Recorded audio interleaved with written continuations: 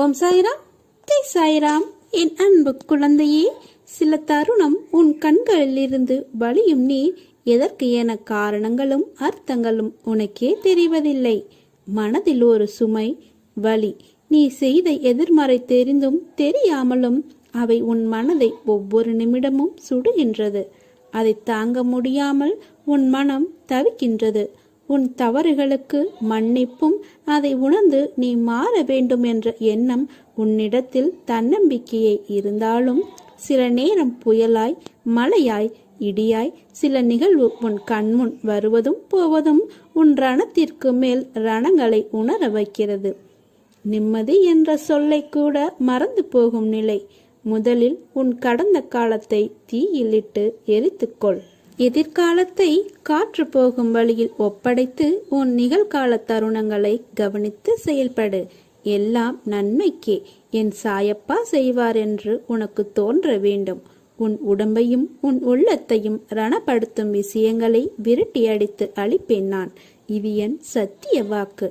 என் வார்த்தையை நீ உயிர் முச்சா எடுத்து அதை கடைப்பிடித்து நடக்கும் உனக்கு எல்லாம் நல்லதே நடக்கும். இந்த துவாரகமாயி தாய் தேகத்திலும் குருதியிலும் இருந்து பிறந்த என் உயிரே, நீதான் என் பிள்ளை. அதனால் நீ எதற்கும் பயப்படாதே, கலங்காதே. உன்னில் நிச்சயம் வெற்றி என்ற தீபத்தை நான் ஏற்றுவேன். என் பரிபூர்ண அருளும் ஆசீர்வாதமும் அன்பும் பெற்ற என் பிள்ளை நீ. நம்பியவர்களை நான் என்றும் கைவிடுவதே கிடையாது. அனைத்துமே காரணமில்லாமல் நடக்காது என்பதை நீ புரிந்து கொள். ஒரு இலை அசைந்தால் கூட அதற்கு ஒரு காரணம் இருக்கிறது என்பதை நீ அறிந்து கொள். நீ பாசத்திற்காக ஏங்குகிறாய். அது உனக்கு கிடைக்காமல் போகும்போது, நீ உதாசீனப்படுத்தும் போதும் நீ அடையும் துன்பத்தை காண என்னால் சகிக்கவில்லை. உனது ஏக்கம் எனக்காக மட்டும் இருக்கட்டும். உனக்கு திகட்ட திகட்ட அன்பை பொழிய நான் இருக்கிறேன். என்னுடைய அன்பு மட்டும்தான் உதாசீனப்படுத்தாத அன்பு. உன் மனதை திடமாக வைத்துக்கொள். இந்த உலகத்தில் எதுவுமே நிரந்தரமில்லை, யாருமே நிரந்தரமில்லை. பெற்ற தாயானாலும், தந்தையானாலும், மனைவியானாலும், கணவரானாலும், குழந்தைகளானாலும் குறிப்பிட்ட எல்லை வரை மட்டுமே அவர்கள் வருவார்கள். ஆனால் உன்னுடன் நிரந்தரமாக வரப்போவது உனது சத்குருவாகிய உன் சாயப்பா மட்டுமே. அதை புரிந்து கொண்டு இன்பத்தையும் துன்பத்தையும் சரிசமமாக நினைக்க உன் மனதை நீ பக்குவப்படுத்திக்கொள். இன்பத்தை கண்டு மிகவும் பரவசப்படாமலும், துன்பத்தை கண்டு மிகவும் துவண்டு போகாமலும் உன்னை சமநிலையில் இருக்க பழகிக்கொள். இப்போது நீ எதற்கும் கலங்க வேண்டிய அவசியம் இருக்காது. இந்த பக்குவ நிலைக்கு உன்னை கொண்டு வருவது உனக்கு முதலில் கொஞ்சம் கஷ்டமாகத்தான் இருக்கும். ஆனால் நீ என்னையே நினைத்து என் நாமத்தை உச்சரிக்க உச்சரிக்க அந்த பக்குவ நிலையை நான் உனக்கு வர வைப்பேன். நீ இழந்தது எதுவாயினும் அதை உனக்கு கிடைக்கச் செய்வேன். உனது கண்ணீரை ஆனந்த கண்ணீராக மாற்றுவேன். உனது துயரங்கள் விரைவில் ஒரு முடிவுக்கு வரப்போகிறது. தேவையில்லாமல் கண்களை கலங்க வைக்காதே. மகிழ்ச்சியாக இரு. நான் இருக்கும்போது எதற்காகவும் கலங்காதே. என்னை மீறி எதுவும் நடக்கப் போவதில்லை. உன்னை நான் தேர்ந்தெடுத்து நான் வசிக்கும் இடத்திற்கு வரவழைத்தேன். எப்படிப்பட்ட சூழ்நிலையிலும் நீ கலங்கக்கூடாது. என் வாக்கு என்றும் பொய்யாகாது. எந்த சூழ்நிலையிலும் உன்னை நான் கைவிட மாட்டேன். நம்பிக்கையோடு இரு. உனக்கு என்ன வேண்டும், வேண்டியதை எடுத்துச் செல். எனது கஜானா வாயிற்கதவுகள் உனக்காக எப்போதும் திறந்து இருக்கிறது. எது உன்னிடத்தில் சேர வேண்டுமோ அது உன்னிடத்தில் தானாகவே வந்து சேர்ந்துவிடும். அனைவரும் வியக்கும் வண்ணம் நீ உயரக்கூடிய கால நேரம். நிம்மதியாக மகிழ்ச்சியாக இரு. உனது கர்ம பலன்கள் விலகப் போகிறது. வாழ்க்கையில் பெயர் புகழ் பெற்று நீ உயரப் போகிறாய். உன்னை என்று வழிநடத்தி செல்லும் ஆசான் நான். நித்தியப்படி வழங்க நான் சற்று தயங்கி தயங்கி யோசித்து நின்றால், சற்று யோசித்து பார் என்ன நடந்திருக்கும் என்று. நீ கேட்டு நான் செய்ய வேண்டிய அவசியமில்லை. எந்த சூழ்நிலையிலும் நீ கடந்து வந்த பாதையை மறக்காதே. நான் இருக்கிறேன், கலங்காதே. எதுவும் என்னை மீறி நடக்காது என்பதை நீ தீர்க்கமாக நம்பு. அப்பா நான் இருக்கிறேன். நம்பிக்கையோடு உன் கடமையை செய். உனக்கான அந்த நல்ல நாள் நிச்சயமாக உன்னை தேடி வரும். என்னுடைய ஆசீர்வாதங்கள் உனக்கு எப்போதும் உண்டு. அதுவும் முழுவதுமாக நீ ஆசீர்வதிக்கப்படுவாய். அன்றைக்கு உனது கண்கள் கலங்கும். அப்பா, நான் வேண்டியதெல்லாம் தந்து விடுகிறாயே என்ற ஆனந்தத்தில். நீ உன்னை பற்றி தெரிந்து கொள்ள கேள்விக்கு பதிலை தேடி அலைந்து கொண்டிருக்கிறாய். உன்னோடு நான் இருப்பதை மறந்து விட்டாய். நான் இருக்கிறேன். உனக்கான பதிலை நான் கூறுவதற்கு தயாராக இருக்கிறேன். இது காலத்தின் கட்டாயம். நான் உனது தந்தையாக, நல்ல குருவாக உனக்கு கிடைத்ததோ ஒரு அதிசயம். அதுபோல நீ எனது குழந்தையாக, நல்ல பக்தனாக கிடைத்தது நான் செய்த பாக்கியம். உனது அழகான பாதங்களை கொண்டு என்னிடத்தில் நீ வந்திருக்கிறாய். அப்பா, நான் இப்போது வளர்ந்து விட்டேன், நான் இன்னும் சிறு பிள்ளை இல்லை என்கிறாய். என் குழந்தை எனக்கு எப்போதுமே சிறு பிள்ளைதான். எனது பாதங்களை எதற்காக நகர்த்த வேண்டும்? நான் தனியாக போகக்கூடாதா என்றுதானே நீ நினைக்கிறாய்? இத்தருணத்தில் உனது மனதில் என்ன ஆசைகள் தோன்றின? சற்று நினைத்துப்பார். எனக்கு நீ எப்போதும் சிறு பிள்ளைதான். உனது அத்தனை தேவைகளையும் பூர்த்தி செய்பவன் நான் தான். உன்னை புண்படுத்தி வருத்தப்பட செய்தவர்களை நான் பார்த்து கொள்கிறேன். நீ என்னிடம் விட்டுவிடு. நானே அனைத்திற்கும் சர்வாதிகாரி என்று சொல்லிய பிறகு என்னை முழுவதுமாக நீ ஏற்றுக்கொள். உனது வார்த்தைகளுக்காக அப்பா காத்து கொண்டிருக்கிறேன். இனி உனக்கான அனைத்துமே நான் செய்பவை. உன் அப்பாவாகவும் அம்மாவாகவும் உன்னை கண்ணுக்குள் வைத்து நான் காப்பேன். ஒவ்வொரு நாள் உன் மனதில் எழும் ஒரு அழகான ரூபமாய் நான் உனக்கு காட்சி கொடுப்பேன். நீ தினந்தோறும் என்னை நீ கவனிப்பதற்கு முன்பு நான் உன்னை முழுமையாக புரிந்து கொண்டு தினமும் வழி நடத்துவேன். தினமும் என்னை நினைத்து கொண்டு இருக்கையில் உன் மீது எப்படி கோபம் கொள்வேன்? தற்போது நீ இருக்கும் நிலை நான் அறிவேன். உனக்குள் இருக்கும் அகங்காரம், அகந்தை இவற்றை இன்றோடு விட்டுவிடு. உனது மனதிற்குள் நான் இருக்கிறேன். உன்னை எப்போதும் என் கண்ணில் வைத்து நான் பாதுகாப்பேன். நீ கவலைப்படாதே. உனக்கு ஒரு வடிவம் கொடுத்து அதில் இருந்து வரும் வெளிச்சத்தின் ஒளியைப் போல் நீ பிரகாசமாக இருப்பதற்கு நான் உன்னை வழிநடத்தி என் கைப்பிடித்து அழைத்துச் செல்கிறேன். எப்போது என்னை நீ அழைத்தாலும் நான் வருவேன். எல்லாம் சரியாகிவிடும். எதற்கும் மஞ்சாதே. அப்பா இருக்கிறேன். கவலைப்படாமல் இரு. என்னை சரணாகதியடைந்தால் நான் உன்னை பாதுகாப்பேன். பொறுமையாக இரு. அப்பா, நான் இருக்கிறேன். நிழலாக எப்போதும் உனக்கு துணையாக வருவேன். நாளை ஏதாவது ஒரு ரூபத்தில் உனக்கு நான் காட்சி அளிக்கப் போகிறேன். உனக்காக நான் சீரடியிலிருந்து வருவேன். என் மீது உன் நம்பிக்கை இழந்து விடாதே. எந்த நேரத்தில் வேண்டுமானாலும் நான் அற்புதத்தை செய்வேன். மனதை அலைப்பாய விடாமல் என் நாமத்தை மட்டும் நீ உச்சரித்து கொண்டே இரு. என் வாக்கு என்றும் பொய்யாகாது. பொறுமையோடும் நம்பிக்கையோடும் இரு. விரைவில் நல்ல மாற்றங்கள் நிறைந்த மகிழ்ச்சியான வாழ்க்கையை அமைத்து தருகின்றேன். நீ என்னிடம் எதிர்பார்த்து காத்திருக்கும் அனைத்தும் உனக்கு விரைவில் நடக்கும். கோபத்தை குறைத்துக்கொள். கோபம் கொண்டால் அது உன் காரியத்தை முடித்து விடுமாயென்றால் இவ்வுலகில் கோபம் மட்டுமே ஒரே உணர்வாயிருக்கும். கோபத்தில் அமைதியையும் நிதானத்தையும் வளர்த்துக்கொள். உனக்கு துணையாக நான் உன் சாய்தேவா இருப்பேன். வாழ்க்கையில் போராடும் குணத்தையும் பெற்று தீர்க்கமாக வாழ நினைக்கும் என் குழந்தையே, மன உறுதி ஏற்பவர்களிடம்தான் அதற்கான சோதனை மேற்கொள்ளப்படுகிறது. உன் மனம் என்பது நான் வசிக்கும் கோட்டை. அந்த கோட்டையில் என் அனுமதி இல்லாமல் ஒரு தூசி கூட நுழைய முடியாது. என்னை காண வந்த என் பிள்ளையான உனக்கு நிறைய விஷயங்களை புரிய வைத்தேன். எதற்கு தெரியுமா? நீ வளரவே இல்லை. உன் மனதளவில் நீ சிறு பிள்ளையாகவே இருக்கிறாய். உனக்கான பக்குவத்தை புகட்ட எனது சீற்றத்தையும் காண்பிக்க வேண்டியதாய் இருக்கிறது. உன் மனதில் என்னை காண வருவதற்கு முன் பல எண்ணங்கள் குதர்க்கமாக எழும். அது ஏன் என்ற கேள்விக்கு விடை கூறுகிறேன், கேள். என் தரிசிக்க வரும் என் பிள்ளையின் மனம் அமைதியாக நிலைப்படும் நிலையில் இருக்க வேண்டும். எந்த விதமான சஞ்சலமும் இல்லாமல் மனம் இருக்க வேண்டும். என்னை வணங்கினால் உன் கேள்விகளுக்கு நான் பதில் தருகிறேன். என் அன்பு குழந்தையே, உங்களுக்கு எதிராக எத்தனை பேர் செயல்படுகிறார்கள் என்பதை பற்றி நீ பொருட்படுத்த வேண்டாம். மனதை குழப்பும் பிரச்சனை விரைவில் சரியாகிவிடும் என்று மனதில் சொல்லிவிட்டு வேலையை பார். விரைவில் அதிசயம் நடக்கும். ஏற்பட போகும் அதிசயத்திற்கு நன்றி என்று மட்டும் ஆழமாக சொல்லிக்கொண்டே இருந்தால் போதும்.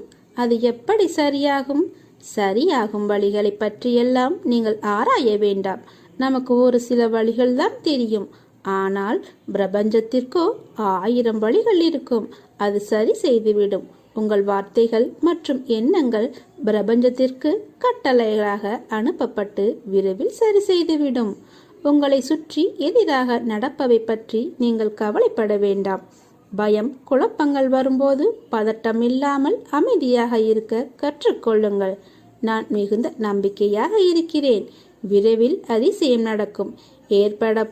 ஏற்பட்ட அதிசயங்களுக்கெல்லாம் அந்த கடவுளுக்கு நன்றி என்று மட்டும் உங்கள் மனதில் நினைத்து கொள்ளுங்கள். ஒரே ஒரு முறை சாய்ராம் என்று சொல்லிக் கொள்ளுங்கள்.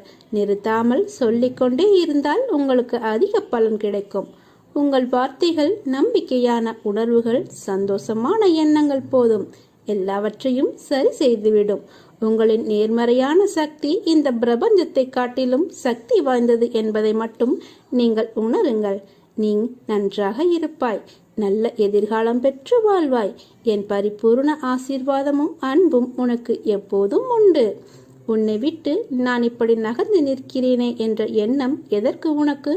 உன்னிடத்திலே நான் உன் சாய்தேவா இருக்கிறேன். பிறகு என்னை தொலைத்து விட்டேன் என்று நீ எண்ணாதே. நீ நினைத்தால், உன் மனம் என்னை நினைத்தாலே உன் முன் உன் சாய் வந்து நிற்பேன். உன் எதிர்மறை எண்ணங்களை நான் உன் சாய்தேவா பொருட்படுத்தவே மாட்டேன்.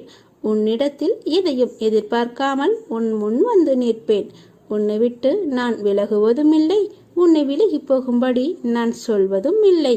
என் மீது கொண்டுள்ள நம்பிக்கையானது உனக்கு பல மடங்கு உத்வேகத்தையும் தைரியத்தையும் கொடுக்கும். எதிரியை அழிக்க வேண்டும் என்ற எண்ணம் வந்ததே அந்த எண்ணத்தையும் அந்த எண்ண உணர்வையும் அழித்துவிடு. வாழ்க்கை ஆனந்தமாகும். உனக்கு இன்னும் சில விஷயங்கள் புரியாதவையாக உள்ளன. நீ மலை போல நினைத்திருக்கும் பிரச்சனைகள் எல்லாம் நான் ஏற்கனவே தீர்த்து விட்டேன். எத்தனை முறை சொன்னாலும் நீ அந்த பயத்திலேயே இருப்பதால் தீர்ந்த பிரச்சனையை தீர வேண்டும் என தொடர்ந்து வேண்டிக் கொண்டிருக்கிறாய். பிரச்சனை என்று வந்துவிட்டால் ஒரேடியாக பயந்து விடுகிறாய். இதை இப்போதே விட்டுவிடு. இனி வரப்போவதெல்லாம் உனக்கு வசந்த காலமே. வாழ்வில் எதையெல்லாம் நிரந்தரமென நினைத்து கொண்டிருந்தாயோ அவையெல்லாம் நிதர்சனம் இல்லாத பொய்கள் என்று புரிந்து கொள்ளவே உனக்கு சோதனைகள் தரப்பட்டன. யாரை நம்பி நீ உன்னுடைய உடைமைகளை கொடுத்தாயோ அவர்கள் உண்மை இல்லாதவர்கள் என்பதை உணர்த்தவே பிரச்சனையில் உன்னை நான் சிக்க வைத்தேன். யாரை நீ எதிர்பார்த்திருந்தாயோ அவர்களால் உனக்கு நன்மை இல்லை என்பதை உணர்த்தவே அவர்களின் சுயரூபத்தை உனக்கு வெளிப்படுத்தினேன். ஆனால் நீயோ எப்பொழுதும் போல வெகுளியாகவே இருந்து விட்டாய். உன் அன்பு குணத்தையும் அப்பாவித்தனத்தையும் அவர்கள் பயன்படுத்தி வீணாக்கிவிட்டார்கள் உன்னை. நீ சந்தோஷமாக இரு. துக்கத்தை விடு. எது வந்தாலும் ஒரு நாள் முடிய போகிறது என்ற உண்மையை உணர்ந்து கொள். நான் இருக்கிறேன். கலங்காதே. நான் உன்னை கைவிட மாட்டேன். விதைத்தவுடன் அறுவடைக்கு செல்வது எப்படி மடத்தனமோ அப்படித்தான் வேண்டியது உடனடியாக பழிக்க வேண்டும் என நினைப்பது. உனது வேண்டுதல் கேட்கப்பட்டாகிவிட்டது. அதற்கான வழிகள் உருவாக்கிவிட்டன. ஏற்ற காலத்தில் எல்லாமே சுலபமாக சுமூகமாக முடியும் என்பதை என்னிடம் வேண்டிய உடனே நீ தெரிந்து கொள்ள வேண்டும். நம்பிக்கையுடன் இரு. உனக்கு கிடைக்க வேண்டியது கிடைக்க வேண்டிய நேரத்தில் தக்க சமயத்தில் உன் கைகளில் வந்து விழும். அதை நீ பத்திரமாக பிடித்து பயன்படுத்திக்கொள். பாபாவின் அருளை பெற்றுக்கொள்ள வேண்டும் என்றால் பொறுமையும் வைராக்கியமும் தேவை. அத்தகைய பொறுமை மற்றும் வைராக்கியமுள்ள பக்தர்களின் நம்பிக்கையை பாபா எப்போதும் பொய்த்து போக செய்வதில்லை. நம்பியவர்களை என்றும் பாபா கைவிட்டதே இல்லை. அனைத்துமே காரணமில்லாமல் தாமதமாகின்றது என்று நீங்கள் நினைக்கிறீர்கள். ஆனால் அனைத்தும் காரணத்துடன் தாமதமாகின்றது என்று சாய் சொல்கிறார். நீ வேண்டிய விஷயம் தாமதமானதற்கு ஒரு காரணம் இருக்கிறது. அதற்கான காரணத்தை நீ ஆராய வேண்டாம். அதில் ஒரு பல மடங்கு நன்மை இருக்கிறது என்று மட்டும் நீ தெரிந்து கொள். உனது குருவை நினைவில் கொண்டு அமைதியாக இரு. கற்பனைக்கு எட்டாத அளவுக்கு உனக்கு நன்மை ஏற்படும். ஆவணங்கள் தொடர்பான வேலை தாமதப்படும். சிக்கல்கள் அடையாளம் கண்டு நீயே அவற்றின் தீர்வுக்கு வழிவகுக்க வேண்டும். வெற்றி உனக்கே. ஸ்ரீ சாய்பாபாவை நினைத்தால் வெற்றி உனக்கே. உணவு, உடை, பணம் தேவையான அளவு உனக்கு கிடைக்கப் போகிறது. உன் நல்வாழ்க்கை கவனிக்க ஸ்ரீ சாய்நாதர் இருக்கிறார். கடவுளை எப்பொழுதும் நீ நினைவில் கொள். இன்னும் 2 நாட்களுக்குள் உன் வேலைகள் முடிவுறும். நில விவகாரத்துக்கு தீர்வு கிடைக்கும். ஸ்ரீ சாய்பாபாவின் அருளாசியும் நண்பர்களின் ஒத்துழைப்பாலும் சுப நிகழ்ச்சிகள் நடைபெறும். 2 புதிய விஷயங்களால் உனக்கு மகிழ்ச்சி ஏற்பட போகிறது.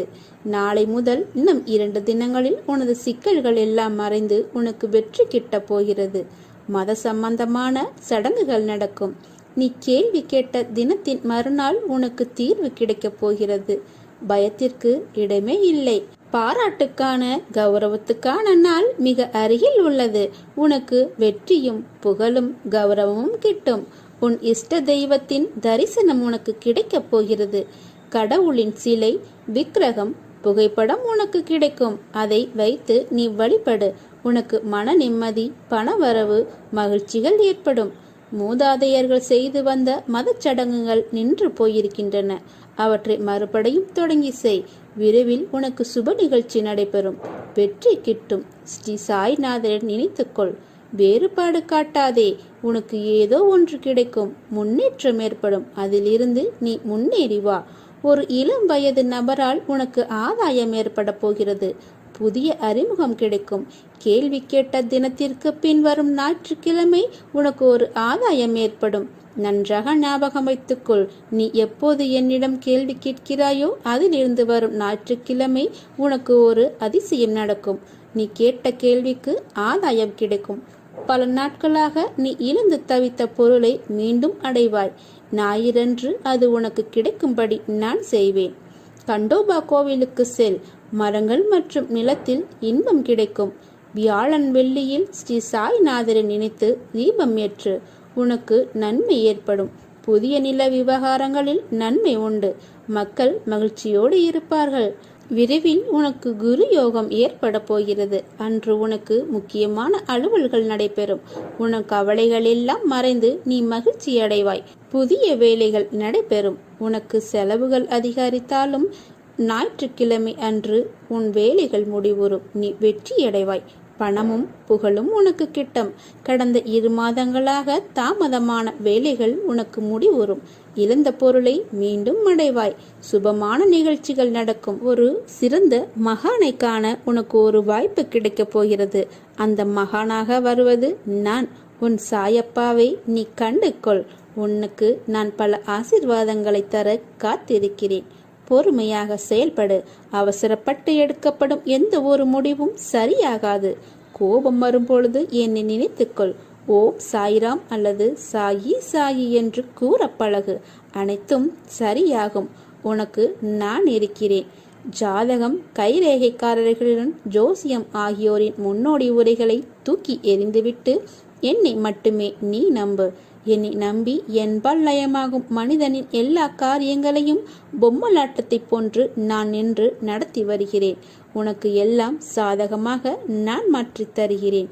என் வார்த்தைகள் மீது நம்பிக்கை வை. இல்லாவிட்டால் நான் செய்யும் அற்புதங்களின் காரணமாகவாவது என் மீது நம்பிக்கை வைத்து என் நாமத்தை துதி செய்யுங்கள்.